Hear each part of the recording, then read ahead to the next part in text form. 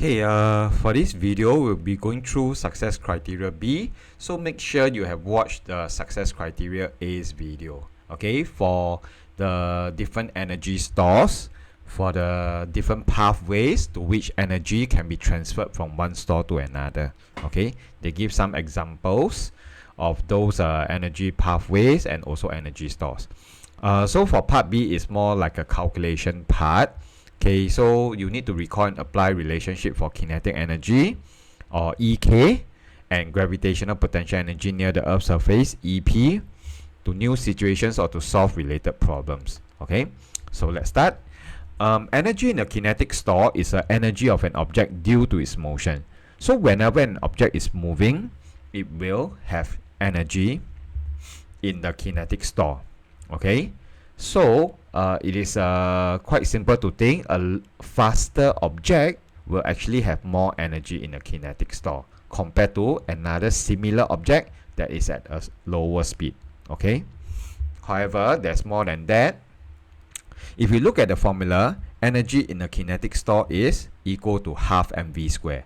What does the m means? The m stands for mass of the object. And remember, I told you that everything in this chapter, we need to apply SI unit. So the mass of object SI unit must be in kg. The speed must be in meter per second. So as you can see from this formula, that the energy in a kinetic store depends on the mass as well.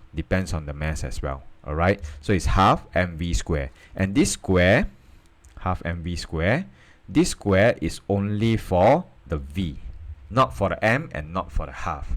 Okay, so if you look at this statement, a stationary zero speed object therefore will have zero energy in a kinetic store. Okay, later we'll go through some examples on how to apply this formula. Now, from the equation, we can also see that for two objects of the same mass moving at different speed, the faster object will have more energy in a kinetic store. How about if we have different masses, okay, but now they are moving at the same speed? The object of greater mass will have more energy in a kinetic store. Take for example, a motorcycle and a truck. Okay, they are both moving at 80 km per hour. Okay, I use 80 km per hour because it is what we see more often in real life. Okay, which object actually has a larger energy in a kinetic store? Of course, it must be truck, because the truck has a larger mass, and since both of them are moving in the same speed of 80 km per hour, according to half mv square, the truck with a larger mass will have a larger energy in the kinetic store. That's why trucks on expressway, their speed limit is often 60 km per hour. This is for safety, yeah? So there is energy in a kinetic store. How about gravitational potential store? It is in this formula. Basically, the energy in the in the gravitational potential store depends on the position of the object above the ground. So if I have two objects and both are of the same mass, let's say it's 1 kg, block A will have a larger potential energy, gravitational potential store, will have a more energy in the gravitational potential store than B, because the height of A is greater than height of B with respect to the ground. So we have this formula. Gravitational potential store is equal to mgh. Alright, the energy in the gravitational potential store is equal to mgh. What does m represent? It represents the mass of the object. The g is the gravitational field strength, so it's already in SI unit. The height will be in h will be height, and the SI unit is in meters. So please take note that you change all values to be SI unit. Okay, to having SI unit. And of course, energy is joules. Okay, so these are the two formulas that you need to know how to apply. So please take some time So you should pause the video now and work on this few questions, okay, B1 all the way to B4, and then later on you can watch the video to see if your calculation is correct and if you make any mistakes. I'll be doing a video lesson for this 4 questions. Okay, before we proceed to watching this video, please make sure you have at least tried in a worksheet, right? So I'll be doing a very quick explanation.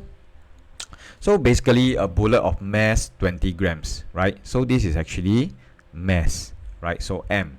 So, and 20 grams is not exactly SI unit, so I need to convert it to SI unit. Okay, so the after converting, it will be 0.020 kg. Okay, it's traveling at 300 meter per second. That is the V. So calculate this energy in the kinetic store. So they are asking us to calculate EK. Now formula is EK equals to half M V. The V is squared, right? So we substitute everything in. 0.020. V is 300 whole thing square. So I'll get this answer of. Okay, so the calculation answer is 900 meter per second. Okay, sorry, should be 900 joules because I'm asking you all to calculate the energy in the kinetic store. Okay, for B2, a girl lifts a school bag of mass 3 kg. This is the M. From the floor onto a lap through a height of 0.5 meters. So this is my height. And this is already in SI unit, so everything is okay. So what's the change in the energy in the gravitational potential store of the bag? Initially, the bag was on the floor. Then now it is on her lap, being raised up to a height of 0.5. So what is the change? So initially, the energy in the gravitational potential store is 0. So they are asking you to calculate the new energy in the gravitational potential store so as to find the change in the energy. Okay, so the formula is EP equals to mgh because we are using this formula to calculate gravitational potential store energy. So equals to 3 times 10 times height of 0.5. So answer will be 15 joules. Okay, so the change is 15 joules. Okay, let's go to B3. Okay, there's no calculation needed, but it's just asking what happens to the energy in the kinetic store and the gravitational potential store. Okay, so a car accelerates down a hill. So these are important information.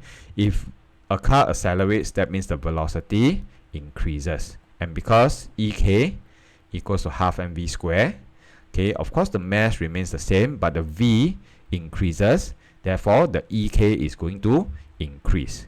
So energy in the kinetic store will be increasing.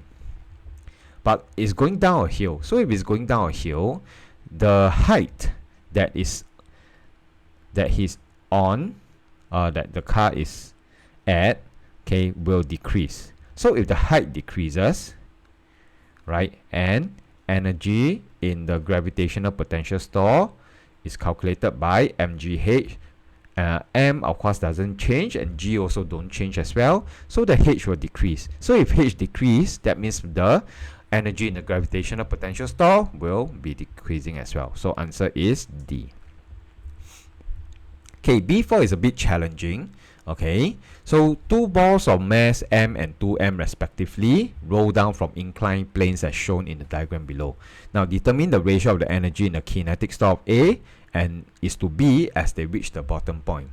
So we'll use A first. At its maximum height over here, it actually has energy in the gravitational potential store. But because it wasn't moving at first, so the EP here is maximum, EK is 0. Okay. Similarly for B, the EP is maximum, EK is 0. Okay. Now at the bottom, because it has dropped all the way down, the EP will be 0, right? Because we take the floor as a reference height, and the EK will then be a maximum. Okay, because the energy is being transferred from the gravitational potential store to the kinetic store. Okay, So with this, we can calculate EP of A. EP of A will be mgh.